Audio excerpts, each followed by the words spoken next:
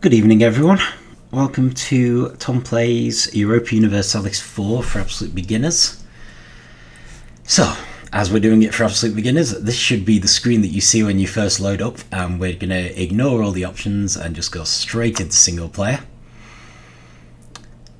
And this time we're going to play as England. I've been sort of working my way through from the left. This is possibly, arguably, the first nation we've come to where we're at a disadvantage for playing without any DLCs. I'm doing this without any downloadable content, just because it's likely to be how people first experience the game, and I happen to think this is perfectly playable like this.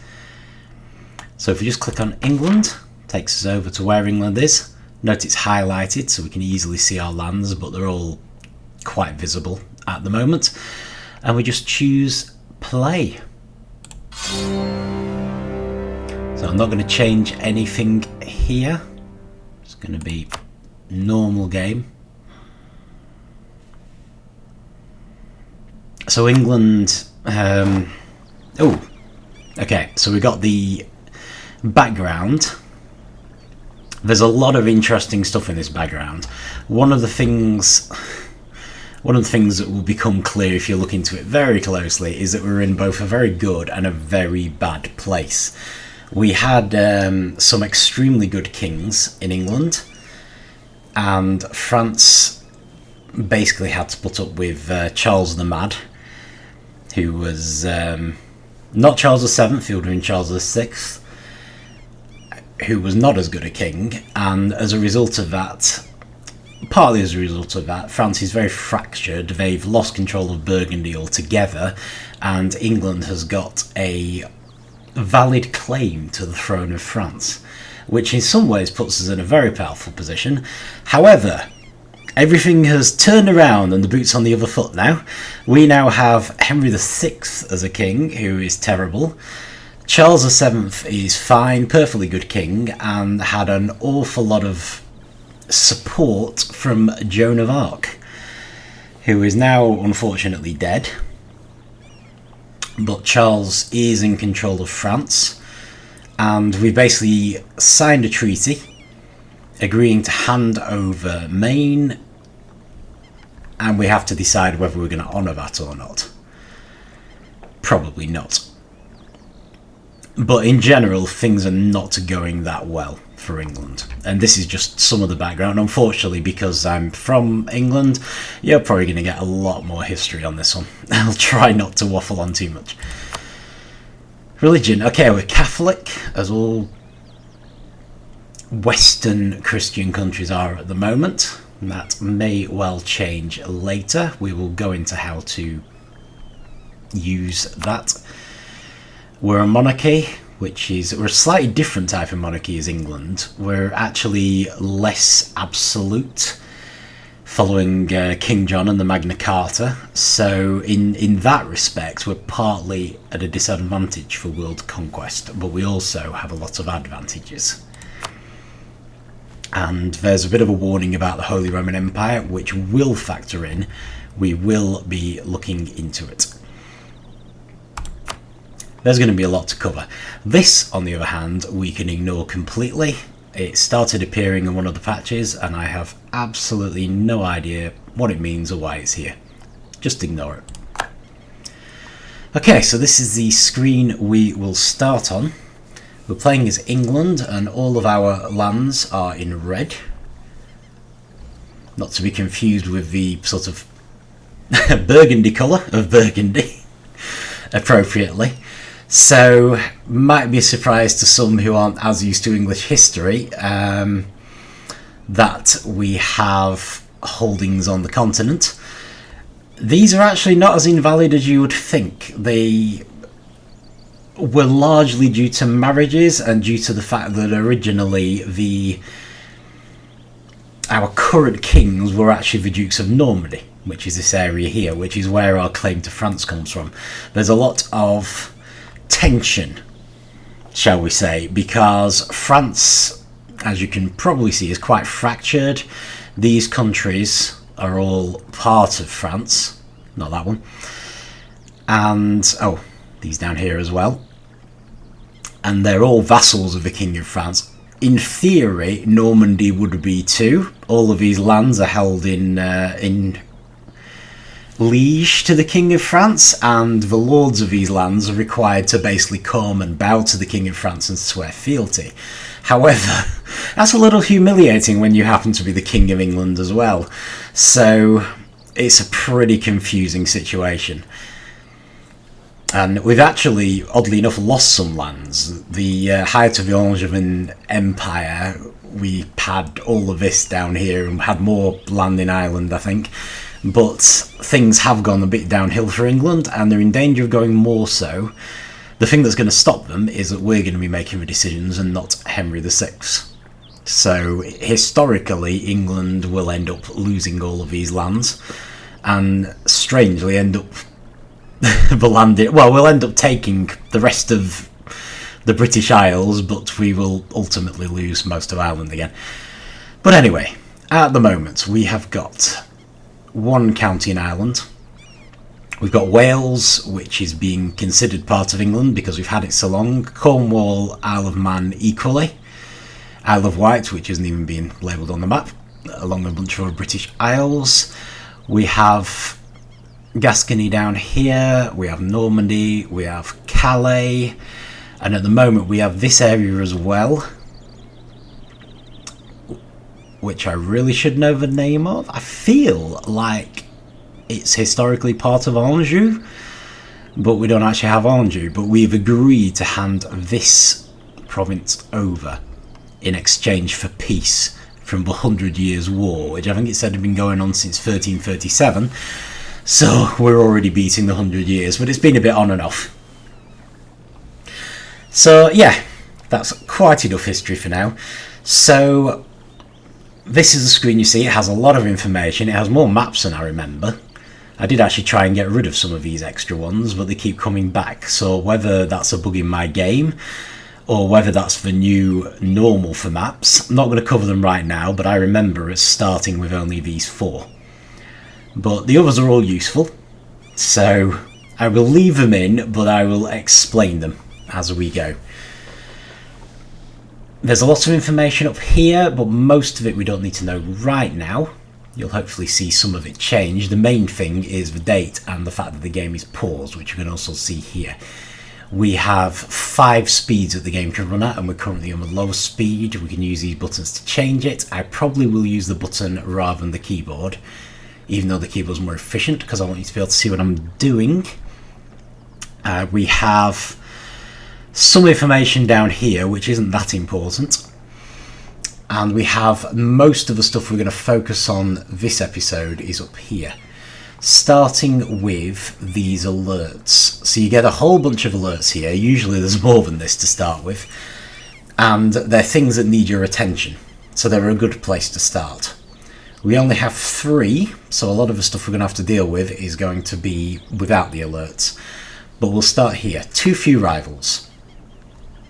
So this is a concept that EU4 has, which kind of makes sense. I mean, in the way the politics of the time played, we basically, in order to be a respected nation, we need to declare who our rivals are. So they should be countries with a similar level of power to us.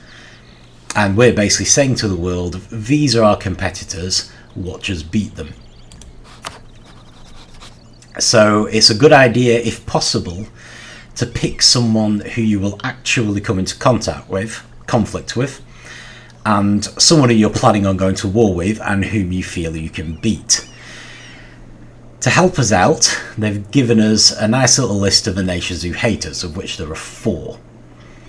So they're potentially good options as rivals. Obvious ones for England are Scotland and France. Anyone who is at all familiar with English history will know that we have long-standing pastime of fighting Scotland and France. So I think I'm going to go for them straight away. We're definitely going to attack France, and we're almost certain to end up attacking Scotland. Fourth one is a little less certain. Burgundy is an interesting one. Technically, they are a part of France, just as arguably we are kind of, but they become powerful enough that they've broken away. And they were kind of playing both sides, sometimes sided with England, sometimes sided with France as to who got to claim the throne.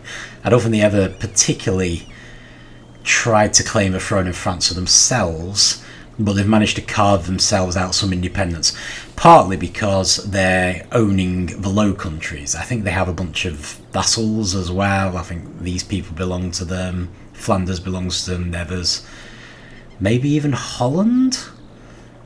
They've got a surprising amount of power. They don't look that powerful, but they actually are, and these lands are extremely rich. They're basically, I think, the modern-day Netherlands. I think they might be the second biggest exporter of food. Could be wrong, but they're very fertile lands down there in the Low Countries. So Burgundy is not to be trifled with.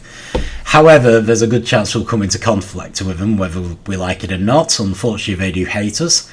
The other nation that hates us is Denmark, who are also very powerful and of particular concern to England because they're a strong naval power. They don't look like much, but because of a Kalmar Union, they're also currently running Norway and Sweden. So, they're not more powerful than us, but they're worth bearing in mind. The other country that apparently dislikes us a little is Provence, who tends to be allied to France and is actually relatively small. So I'm wondering if Provence is a good one, simply because we will probably eclipse them quite early, which I believe makes us look good. So I'm going to actually go for Provence. No intention of allying them anyway. Okay. So, that particular alert has been dealt with.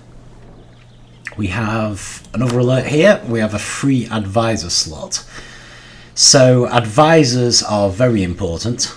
Ideally, we want advisors throughout the game, but we're going to have to be quite careful to make sure we can actually afford them. But they play into something we call monarch points, or monarch power. This is a pool that's kept track of up here, and they're split into three types: administrative, diplomatic and military. They're really important. We want as much of these as possible.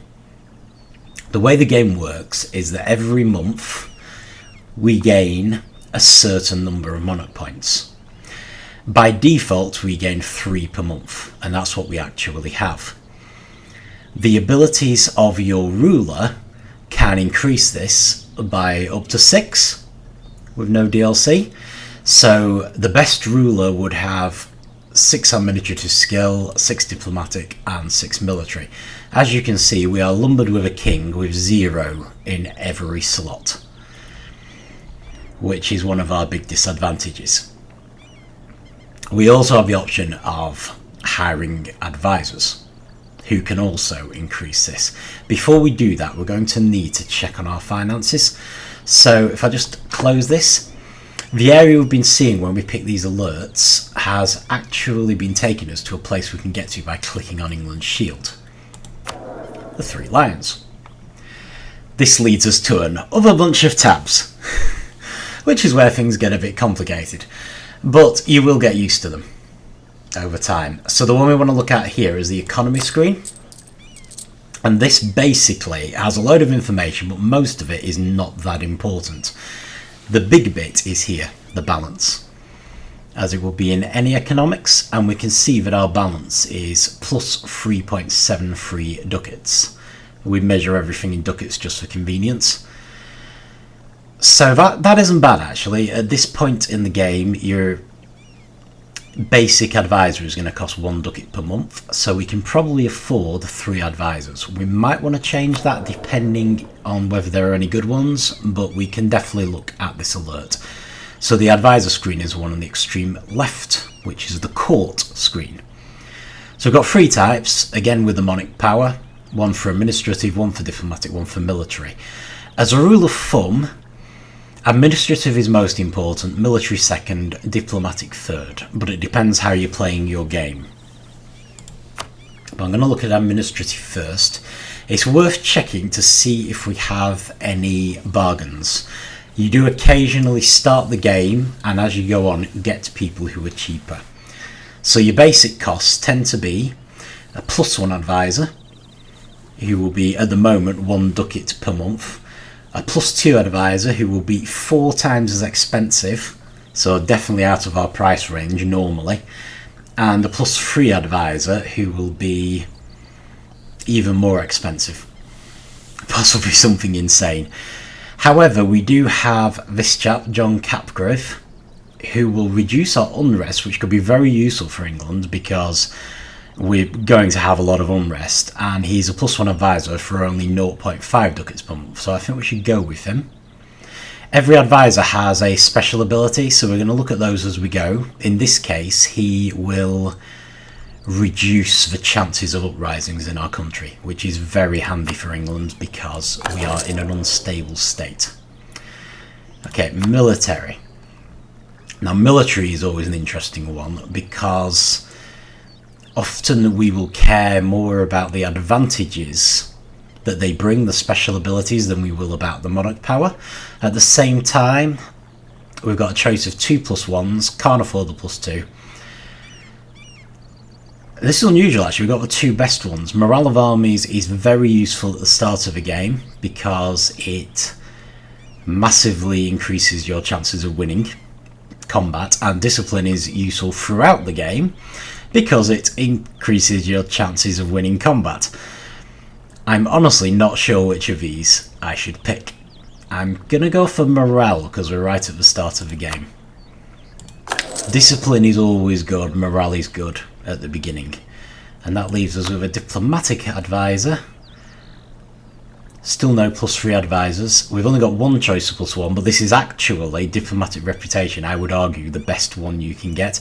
It basically affects how people see you, which is also going to be very important for us as England, because if we succeed in conquering France, it's going to make a lot of people very uncomfortable. So the higher our diplomatic reputation, the more chance we have of surviving. Okay, so we've got a +1 advisor of each type, so we're now gaining 4 monarch power every month, and that's probably what we're going to be stuck with for a while, so we are going to fall behind everybody else. Okay, now we've actually gained a new alert, but before we look at that, let's look at this alert. This is an interesting one, because it's not really one to click on. It does do stuff if you click on it, but it's not really what it's for. You're supposed to hover over it. This is something that really applies only to Christian nations, and it's a heavy dose of luck, is this. Basically, in a Christian country, there's always a possibility of not having a legitimate heir. It doesn't tend to happen to the other dynasties, but in Christian countries particularly, there have been historical situations in which there has been no legitimate heir to the crown and the ruler has died, and as a result another country is effectively taken over. Oddly enough, this actually happened to England and Scotland. Despite being rivals for so long, because all the royal families marry each other, they ended up being quite closely related, and when Elizabeth I died without any heir, our best option at the time was seen as James VI of Scotland, and he became James I of England. So the combination of England and Scotland into the United Kingdom was technically Scotland taking over England. It was odd in a sense that he actually moved to London and made his capital there. But there you go. That's history for you. So yeah, this could be a big advantage for us. It is well worth having a royal marriage with anyone who doesn't currently have an heir, and as you can see, there are a lot of them at the start of the game, but a lot of this is going to be quite random. It's also worth keeping an eye on, because we might want to do a royal marriage with someone. Worth checking the age of a monarch. Like if you look at Scotland, which I can't hover over because this will disappear, but their monarch is currently 28 years old, there's a very good chance they're going to have an heir before they die. Can't be sure, because medicine is not very good, but I think Gotland, which is quite near the top. Their ruler is 62 years old. However, they would be an absolute pain to rule, because they're over here, I think. No, they're not. They're around here somewhere. There they are. So really, we want royal marriages with people who are nearby, given the option. But we'll see. It is one way for us to get a claim quite a way away, which is something else we're going to cover. Okay, right, so we'll be coming back to that, but it's not a huge deal, it's just worth checking as a Christian nation. Okay, and the new alert we created was because one of our advisors, I think the theologian, national decisions available. This is the decision screen, which we probably won't come back to as much, except when a random decision comes out. We'll cover these later, but we have a bunch of national decisions down here. It can show us in some ways where the game might go. But the new one we've been given, which has come to the top and has a green check mark on it, is Pass Advancement of Religion Act. Make it a legal offence for servants and the like to read our Holy Bible, reserve that right for clerics and noblemen. Yeah, it's going to be a bit of a shock seeing the state of religion back there, and this is why the Reformation happened, which is going to be a very big deal. So, these are the actual game effects. Lasts until the end of the game, although I imagine we can probably revoke it, and also if we change religion, that will as a country. So if we went Protestant, like England actually did in the end, this would disappear as a modifier, because this is one of the things the Protestant movement was protesting against. The actual in-game effects are our missionaries become more effective, but institution spread, you could argue that that's basically to do with our scientific advancement, will be reduced, and basically we don't want that. At the moment, we don't need missionaries. All of our provinces are Catholic. Our missionaries are going to be sitting there. Well, we've only got one. He's going to be twiddling his thumbs. So what I'm going to do, because I don't think we're going to want this, there's a little option here. And if we check it, goes to the bottom and it no longer notifies us. That way we'll be able to see if any other decisions come up. Okay, brilliant. So, for the next thing, let's go through the things we need to know about. If we go back to the shield, I think probably the next thing that's worth looking at is our mission tree early on. So this is almost a guide as to how to play. You don't have to pay any attention to it, but you will get advantages if you can fulfill these missions. And also, as a beginner, it does give you a bit of guidance in a very open-ended and confusing game.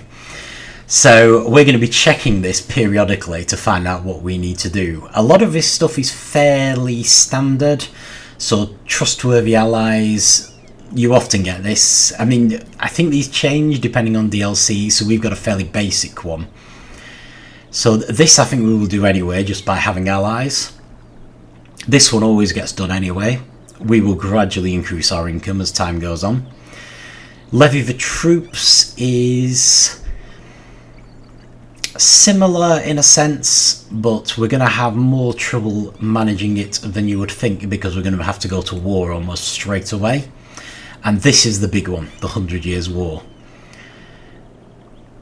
It's likely that in order to fulfill this, we're going to end up refusing to give Maine up to France, because that allows us to fill in this tree. This is basically 100 Years' War restarts if we refuse. If we then take Paris, we fulfill this mission, and if we then manage to subjugate France, we fulfill this one.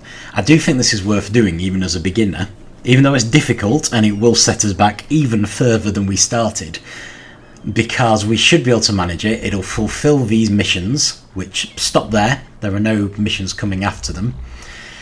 And usually we will be able to keep at least some of France. We probably won't be able to keep it all unless we're very, very lucky, although we'll try. but it's worth doing to fulfill the missions and to hopefully make a fairly big gain. Okay, so that's going to be informing what we do. Second one we should look at, and you don't need to remember all these, we'll keep going back to them. Far right estates. These are in our case, 3 factions that make up our country, and we need to keep them reasonably happy, if we can.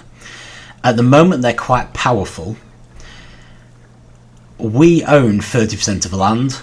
The burghers, who are like merchants and, I don't know, scientists, and people who will become more powerful later, actually control 25%, which is quite high at the start of a game. The nobility control 19.5, and the clergy control 25. So we've got the church, the priests, we've got the other nobles who are very powerful to start with. In theory, the king is only one of the nobles, first among equals, kind of, even though he kind of also wields absolute power. It's questionable. And the burghers usually aren't that important at the start, and they get more important as time goes on, but I think England's a little different because of the Magna Carta. So they start off as pretty powerful. Their loyalty is going to be very important to us. It starts off at 50, which is higher than it would usually start. No, but higher than it would usually be. So that gives us a big plus at the start of a game. I think every nation gets this, which means it will go down to the equilibrium level. But at the moment it's very high. So we're happy. I think we get some advantages from them being this happy, and we'll get disadvantages if they're unhappy. Influence. This we can mostly ignore, but if it gets too high it could give us problems. I tend to find as England you don't need to worry about it too much. You might find the burghers get quite high, but I've never known it to become a problem with England. And I think these are just the basic bonuses that we're getting from them being happy. However, the important bit, and the reason we're looking at this screen now, is that there are 3 things we can do. One of them is sale of titles, which we never ever want to do, and the opposite is seize land. The reason we want to look at this right at the start of the game is that this basically increases our share of land, which is a big plus. It increases something called absolutism, which will allow us to conquer more territory later. So gaining land is really handy. We're not going to go into it in major detail, but any time we can gain land, especially early in the game, we should. And at the start of the game, every time you seize land, all estates lose 20 loyalty, and we get problems, we get uprisings if they drop below 30. So the fact that they start on 50 means that we can and should seize land right at the start of the game. Okay, so we now control 35% of our land, and everyone's gone down to 30. But because there's an equilibrium level, they will now start increasing and recovering until they get to whatever the equilibrium is, which is roughly 40%, I think, give or take a bit. So we can now let that recover. The other thing we could do is we could basically ask them what they think we should do. That will actually increase their loyalty a little, but also increase their influence. But they will usually reward us if we go along with them. So this is generally worth doing as often as you can. I don't tend to be too religious about checking it, even though you probably should. But it's worth doing whenever we remember. So this is what the different estates think we should do. Next, the clergy are given us a simple one. We can invest in the prosperity of London, which is always a good thing and quite easy to do. It does cost monarch points, as many things do. The nobility want us to invade Picardy, which, if we look, is part of Burgundy. That is a big no. You need to be very careful when the nobility ask you to invade somewhere. It can be useful, but you really need to make sure you know what you're doing, because they will sometimes tell us to do things which will get us absolutely destroyed. Don't assume that the nobility know what they're talking about. They can be really, really daft. We do not want to invade Picardy at the moment because the war against France is going to kick off any second. The burghers want us to increase our commercial presence in the Lubeck trade node. Now this is one the burghers often do, which is also very, very dangerous. On the face of it, it's a good thing, and we will go into trade later when we do start trying to increase trade, but the amount the burghers expect us to increase by tends to be excessive and basically unfeasible to do, especially early on. So the nobility are giving us the one we want to avoid, the burghers are giving us the one we want to avoid, so the clergy is actually the only option, which is the risk you take. Occasionally the clergy start asking us to invade people as well, so if we had all three of those we would actually be in trouble, but thankfully the clergy have got a relatively simple one for us: increased prosperity of the lands in London. We can do that, but not yet. This agenda appears, usually when you hover over it, it highlights the thing they're asking about, which in this case is London, over here. So it's just a little reminder, we have a time limit to do that. If we succeed, they will become more loyal and we will gain prestige, which is definitely a good thing. If we fail, if we take too long, they will lose loyalty equilibrium, not loyalty but equilibrium, for a limited time, and we will gain 5 unrest, which we don't want. So we want to make sure we do this. The gaining of prestige will actually be very useful, which is a good time to check out the top of the board. So I'm going to go from the left, even though prestige is quite close to the right. So this is the treasury. This is the money we actually have. If you remember, there was an economic screen behind the shield which showed how much we gained every month. That has gone down because of the cost of our advisors, but that will increase this treasury by 1.73 every month. We have a manpower pool, so that's very important. That's basically the reserve troops we have. So we have a couple of armies which make up 18,000 troops, and we have 8,000 in reserve. When our armies get into battle, or just when they're travelling over enemy land or travelling on the ship, we will lose men, and this will allow us to replenish them. This pool replenishes all the time and it has a maximum, but you will often find that you will run out of troops during wars, and if you do, the size of your armies won't replenish, and that is basically how you lose. So we want this as high as possible, especially before going to war. Sailors is exactly the same thing, but for ships. Ships, I mean, I don't think run out of sailors, so we don't really need to worry about the sailor pool. Most battles are won and fought on land. As England, we will certainly be relying on our navy a lot. We're an island nation, our navy is vital to us.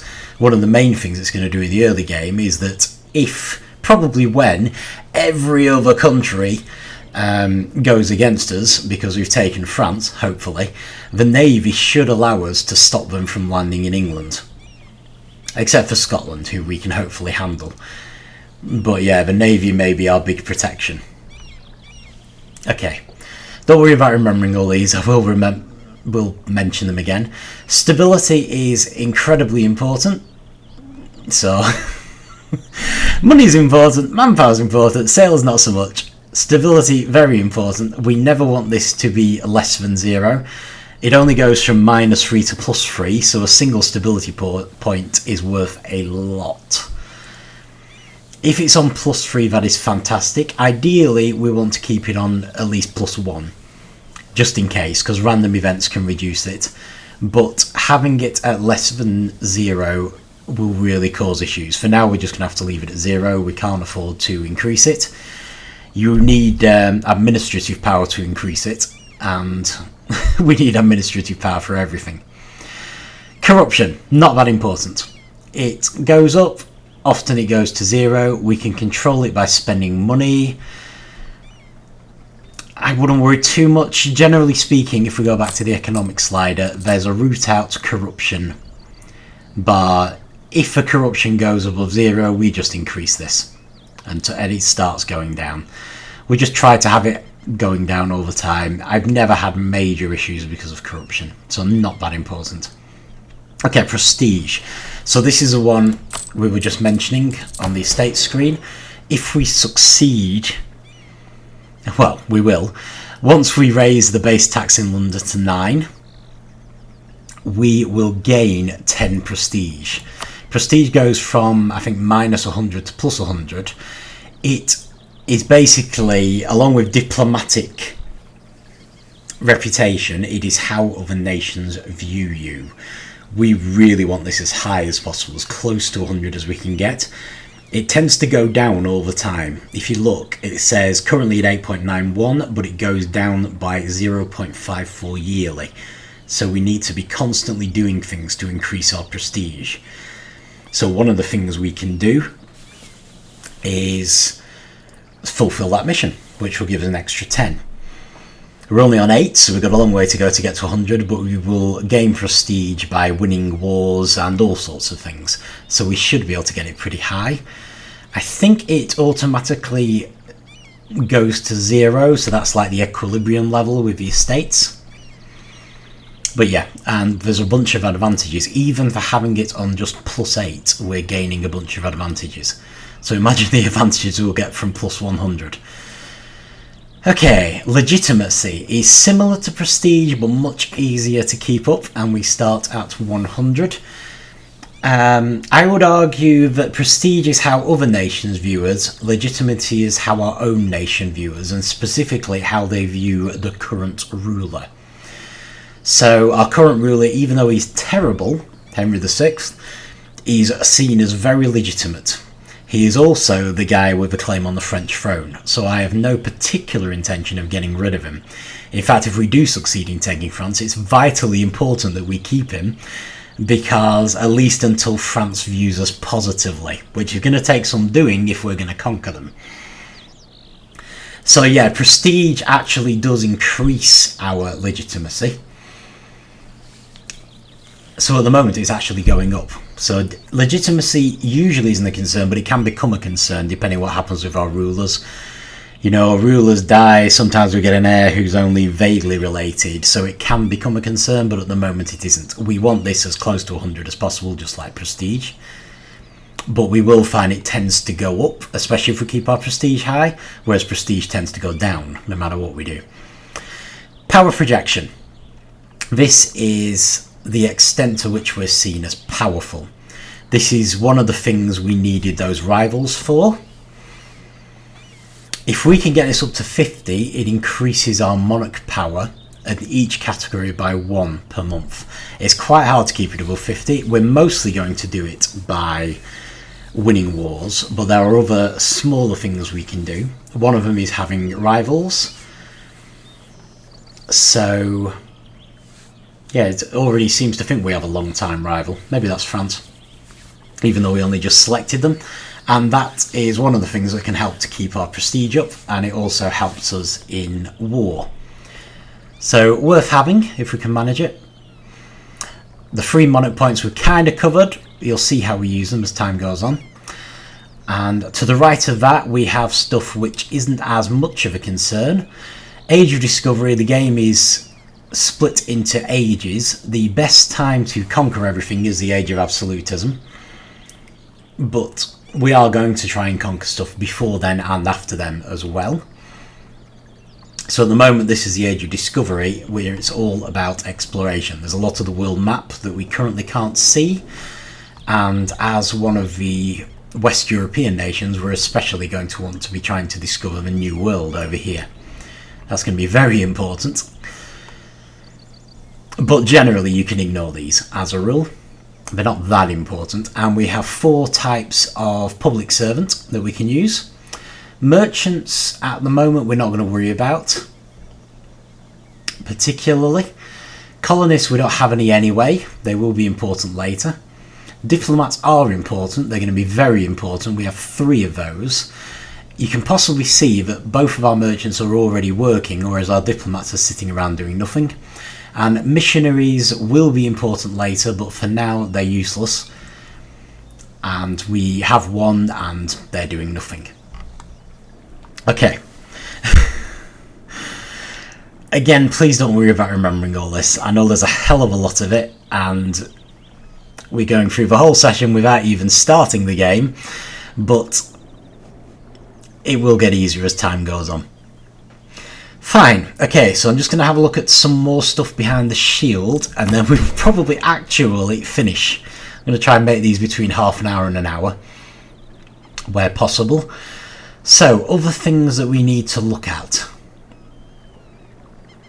Just trying to think what is the most important. Most of these, yeah, actually a lot of these aren't that much of a concern, so we can maybe start going into them as we go. We've looked at the mission tree, which is the most important thing. We need to prepare for a war with France. So what we're going to have to do is we're going to have to look at diplomacy, because we cannot take France on our own. So the best way to look at diplomacy, I find, it is behind the shield. It's this screen here, and you tend to get random countries when you click it. We're not really interested in Denmark at the moment. So generally you want to right click on a country, anywhere on the country. So if you right click on England, this is actually the screen we were on when we chose our rivals, but it has a lot of information that's very important to us. The main one is number of diplomatic relations we've got. We have 1 out of a maximum of 4. So we currently, you can see down here, have an alliance with Portugal, which is a country down here. I believe the Anglo-Portuguese alliance is the longest standing alliance in the whole of human history. Could be wrong, but I believe that it is. So we're going to keep hold of that one, but in an ideal world, because we're trying to fight France, well, let's start by right-clicking on France. They are currently rivaling Castile and England, which is good news for us, because Castile is the major component of what will become Spain, along with Aragon, and we would definitely like Castile on our side for fighting France. We're basically going to make as many friends as we can, big ones, before the war on France, and we're going to hope that they will join in when we fight them. It's going to be treated as us attacking them, so there's no guarantee that they'll join in. People are more likely to join in. Your allies are more likely to join in when you are attacked. There are big penalties if they don't. So France at the moment is allied to just Provence, and this is one reason why attacking France has become much easier since it became fractured in the game, because the fact that they have so many vassals means that by default, well, generally speaking, they may not ally Scotland. They're guaranteeing Scotland, which they'll probably stop doing because they're going to have too many diplomatic relations. If you remember, we only have 4 as a maximum. France can have more, but it puts them at a disadvantage, so they want to consolidate and get rid of that extra ability they have. So there's a reasonable hope for us as England that they won't actually ally Scotland, which would mean that when we attack France, we won't have to worry about Scotland bringing troops down. We can put all of our troops in France, and along with all the friends we're going to try to make, that should actually allow us to beat them. Should. It's possible France will ally Scotland anyway. I've seen them do it, but it's been much rarer since they got all these vassals. But either way, we need to make friends. So, diplomacy screen. There are a lot of different options here. We don't want to declare war on Castile, we want to make friends with them. Alliance actions is the top one, and that is what we're going to go for. Castile will probably be our most important ally for taking France on, so we're going to offer them an alliance straight away. And they have agreed, which is brilliant. The next best option usually is Austria. They may not look it, but their position as a Holy Roman Emperor makes them a lot more powerful than they appear. We will cover the Holy Roman Empire later. It's very confusing. What you'll find is that even though we've still got 2 diplomats not doing anything, and you can see down here that the other one is currently returning from Castile. So he instantly went to Castile, but it's going to take him 12 days to get back. We still cannot offer another alliance. That's because we just offered one. What we can do, if we go through these a little, go down to dynastic actions and offer them a royal marriage. One thing I didn't actually check was there's a check mark that tells you whether you'll succeed or not, which is a bit of a cheat. Very convenient, allows you to crunch the numbers and work out how likely you are to be able to persuade someone to ally you or marry you. So they're quite happy to marry us, as one would expect from the Habsburgs, because they used to marry everybody, including each other. So if we get a royal marriage with them, it already qualifies as a diplomatic relation. So they are far more likely to be willing to ally us later. So we're basically marrying them in order to hopefully make them more likely to be our ally.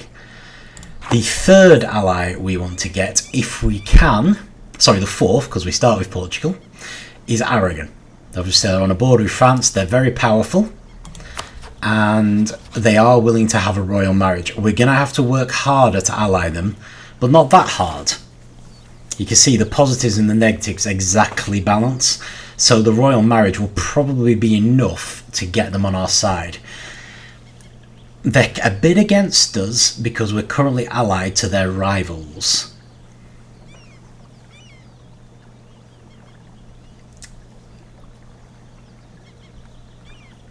But they are very powerful, so while we probably can't keep them and they'll hurt our standings with our other rivals, it's probably worth having them anyway. So let's do the royal marriage, which will in theory allow them to accept an alliance with us. Okay, so that's great. So we've managed to get an alliance with Castile and Portugal, and we've got a royal marriage with Austria and Aragon. We may not stop there. If we go above this number, I mean, we have to stop there for now because we run out of diplomats, so we're all busy coming back. But once the game starts, we may consider allying further people. If we go above this number, we start losing a monarch point every month, but it's the diplomatic monarch point, which is not as important. We gain 4 every month, we can afford to go over. Bearing in mind, the goal at the moment is to conquer France, and we need to do anything we can to actually succeed at that goal. One other thing that's happened is a little alert popped up, I think when we married Austria. This is basically because we don't have an heir. So the thing I said with this screen about how great it is to royal marry someone who doesn't have an heir, that also applies to us. It can be an absolute disaster if our king dies and we don't have an heir. What will apparently happen is that Aragon and France will fight over us. France, very understandably, because our ruler is effectively a vassal of France, is a Norman Duke, although we're currently in rebellion because we think we should be king of France. And Aragon, I'm not entirely sure why, I have to say, why Aragon is picked. Maybe because they're closest, or I would have said Castile was closer to these lands. But apparently Aragon and France currently have the best claim. Oh, to be fair, we haven't married Castile, so maybe that will change once we marry them. Okay, so I think that's going to be everything. Sorry, it was probably very boring for anyone who knows this stuff, but this is a beginner's series, so I wanted to try to cover everything, and sorry to any actual beginners who've been confused by this. Unfortunately, England is quite complicated to play. More complicated than France, if anything, and they were already pretty complicated, but hopefully it will make sense as we go on. We will probably finally start time moving next time, so we're going to have a look at our ships and our armies, and we'll be looking at moving them over to our holdings on the continent. But yeah, that's probably a good start, and that is how I would start as England if you are planning to actually attack France. If you decide to give up Maine peacefully, which is an option, and there's advantages to it, the problem is that we have this mission tree, and if we ever want to fulfill it, this may well be our best chance. France at the moment does not have many allies. The only current ally they've got is Provence, Any further allies they try to gain will send them into losing monarch points territory, which the computer is pretty reluctant to do. Provence is not that powerful, especially considering we're hopefully going to have Portugal, Castile, Aragon and Austria on our side. Hopefully they won't have Scotland, so we can have all of our troops in France, and our navy should be powerful enough at the outset that France cannot go on the water, so they won't even be able to attack us directly, which is going to be one of our big advantages as England. So I really feel that if we want to have a good chance of subjugating France, this is the time to do it. We will probably not be able to keep them, but we'll hopefully be able to keep some of them. We'll cover all that once the battle's over. We have to actually conquer them first. So yeah, we cannot control when we are asked to give Maine back. It's a random event. Hoping that it comes relatively soon. We also have a random event about uprisings, both from religious people, I think the Lollards, and the War of Roses. So we're going to have our work cut out. Fortunately, because we tend to be dominant navally, we can move our troops around relatively easily. We can back and forth it across the channel, which should give us manoeuvrability, which is something France does not have at the start of the game. So it's not all bad. And the fact that it looks like we're on our way to allying all four powers, if we can somehow get them all to join in, we may not even need any more allies. I might be tempted to get one, just for the sake of safety and for what comes next. But I think at the moment we're in a pretty good position. We haven't even started the clock. We do need an heir. We could really do with an heir. But for now, things are hopefully looking good, and next time will hopefully be a bit more exciting. I will hopefully actually conquer France. So thank you very much for bearing with this, and I hope it all made sense, and if not, it will probably start to make more sense as we go on in the game. Thank you for watching, and I will see you next time.